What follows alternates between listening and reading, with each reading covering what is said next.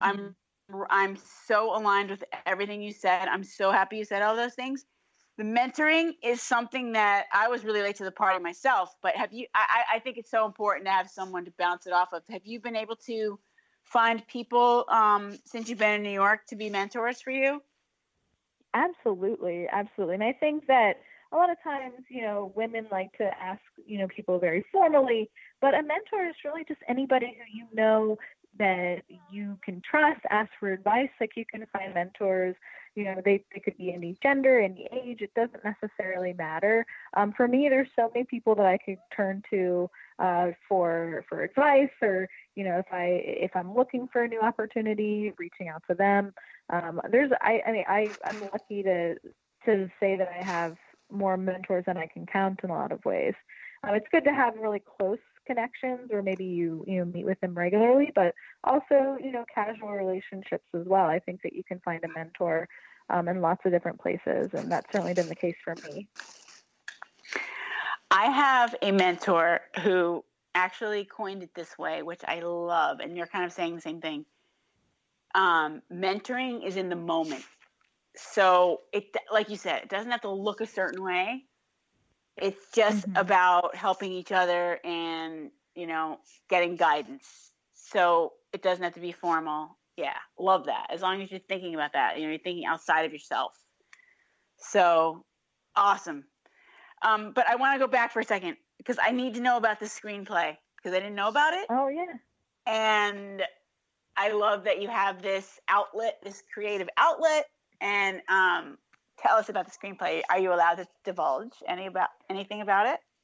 Yeah. So, and in general, like I've even in just the past year, I've sort of realized that I was really interested in screenwriting.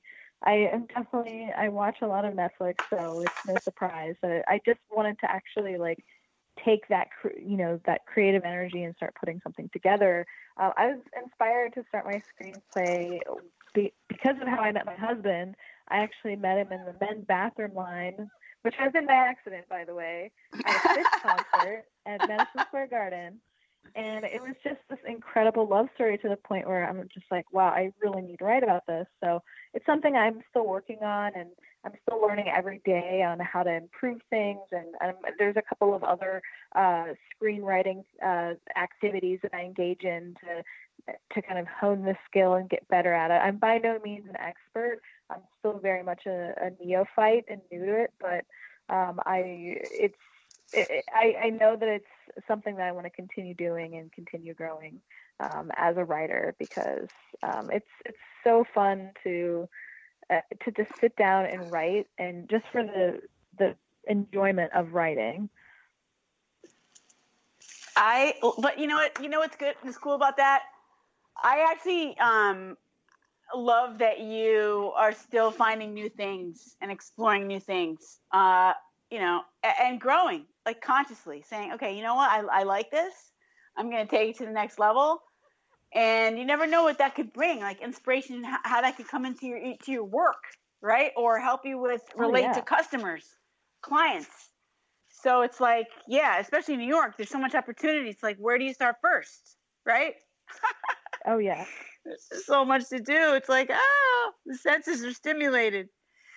So what do you think about your next thing for you, the next thing for you? What is your big sexy vision? Or you really haven't crystallized it yet? Are you still kind of working through it?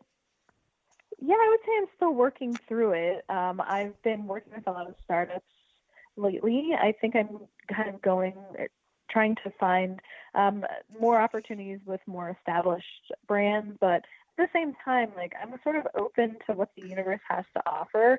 I've been reaching out to my network a lot to drum up additional business, whether it be clients or, a full-time job or whatever the case might be.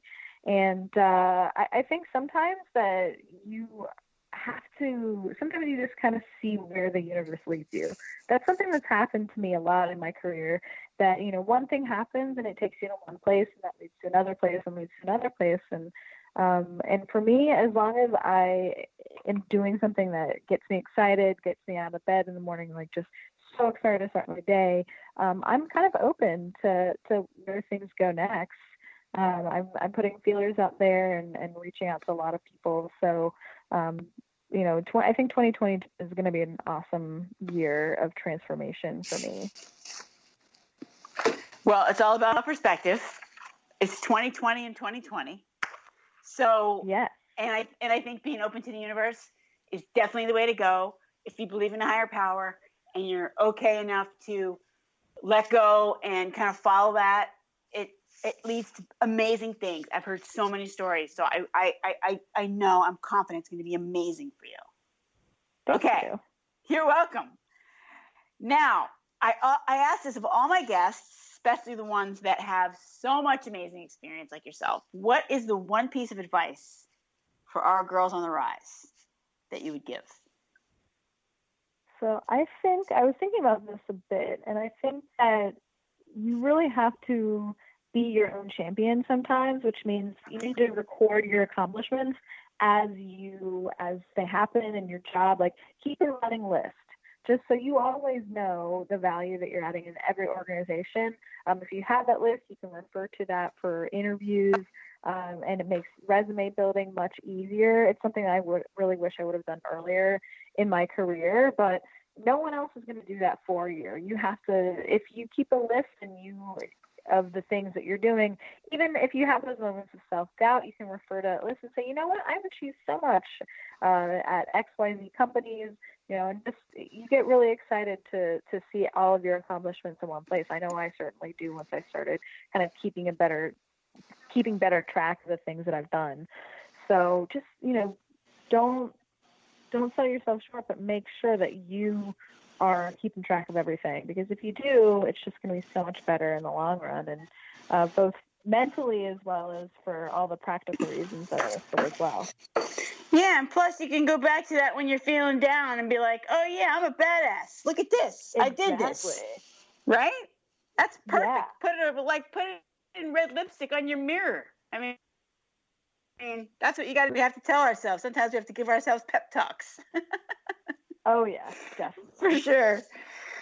Okay, we have to close, and so I just want to thank you for being with us and sharing your story and your visions and your amazing advice. And what we need to know, the last but not least, we need to know the best way for our listeners to get in touch with you in case they want more Kathleen love. Yes, so I think the best way to get in touch with me is on Instagram, and my handle is Kashleen NYC with a K, KASHLEEN NYC. So that's going to be the best way. I check it regularly. So I know you do. Yep, I'm eagerly awaiting that screenplay. I cannot wait. I will help you produce it. Yes. That sounds good. All right. Well, you just opened Pandora's box, so. All right. Yeah, you got to put that into the universe, my friends. Here we go. That's right. Exactly. All right, exactly. Listeners, we're so happy to have had Kathleen Gauder on the show. Please check her out on Instagram.